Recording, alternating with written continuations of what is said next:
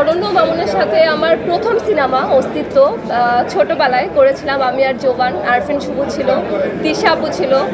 So অরণ্য মামুনকে তো আমি ছোটোবেলা থেকেই, সে আমার one of the favourite director, তার কাজ আমি সবসময় দেখি। আর তার সাথে এখানে সাকিব খান আছে। আমার ট্রেলারটা খুব ভালো লেগেছে, অ্যান্ড ট্রেলারটা দেখে আমার প্রথম দিন থেকে আসার ইচ্ছা ছিল, বাট আজকে আসতে পেরে খুব ভালো লাগছে। আই হোপ সিনেমাটা, আই ডোন্ট নো, আমি জানি সিনেমাটা খুবই খুবই খুবই সুন্দর, জাস্ট দেখার জন্য ওয়েট করছি। আচ্ছা, এই সিনেমার বলিউডের একজন অ্যাক্ট্রেস আছেন শাকিবের অপোজিটে, কিন্তু আপনার কি মনে হয় না যে বাংলাদেশের কোনো নায়িকা থাকলে আরও বিষয়টা ভালো হতো, দর্শক আরও ভালো কানেক্ট করতে পারতো? শাকিব খান সুপারস্টার, তার সাথে বলিউড হলিউডের প্রত্যেকটা তারকায় কাজ করেছে। বলিউড থেকেও সে নায়িকা নিয়েছে, হলিউড থেকেও সে নায়িকা নিয়েছে, বাংলাদেশের সাথে সে কাজ করছে।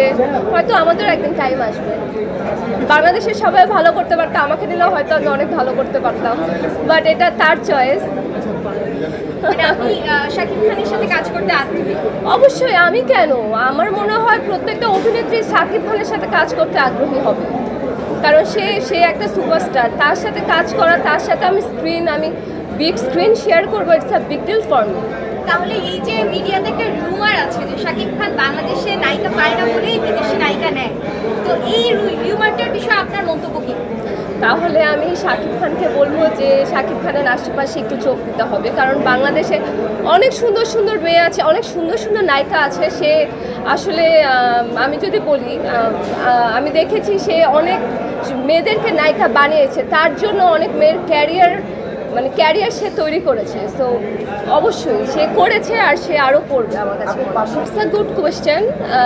বাংলাদেশে আমাদের সাকিব খান আছে, যেমন বলিউডে বাংলাদেশে শাকিব খান আছে, বলিউডে যেমন শাহরুখ খান আছে, সালমান খান আছে, বাট ওখানে অপরচুনিটি বেশি, ওখানে প্রডিউসার্স বেশি, ওখানে প্রোডাকশন হাউস বেশি, ওখানে বিগ বিগ বাজেটের মুভি হয়, আর ওরা সবসময় রিস্ক নেয় নতুনদের সাথে কাজ করার জন্য। আমার কাছে মনে হয় বাংলাদেশে যে প্রডিউসার বা প্রোডাকশন হাউস, ওরা গদ বাঁধা একই মানুষজন নিয়ে কাজ করতে আগ্রহী। তো ওরা যদি নতুনদের চান্স না দেয়, বা নতুন একটা ছেলে একটা মেয়েদেরকে যদি বিগ প্রোডাকশন নিয়ে কাজ না করে, চান্স না দেয়, তাহলে কিভাবে নতুন স্টার তৈরি হবে, কিভাবে নতুন নায়ক নায়িকা তৈরি হবে? আমার মনে হয় বাংলাদেশে এই জিনিসটা চেঞ্জ করা দরকার আমাদের ঢালিউডে।